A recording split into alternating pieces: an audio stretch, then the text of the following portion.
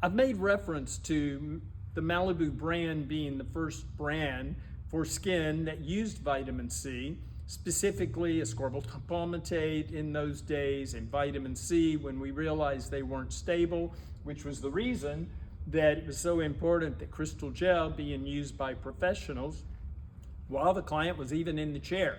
They were applying it to the face. It takes us into around early 90s. We introduced a brand called EC for You To Wrinkleless.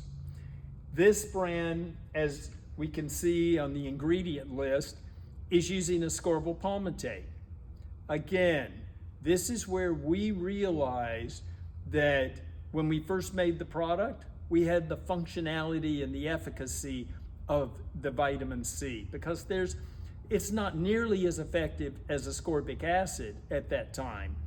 But what we realized is it breaks down in about 6 months, and any product out there that you see that has ascorbyl palmitate in it, and there's actually one brand that was awarded a patent using this somewhere around the early 2000s, and they came after us as a company, suing us because we were using vitamin C. We weren't using ascorbyl palmitate, but what they realized was, oops, Malibu was using ascorbyl palmitate a full decade before they even introduced it.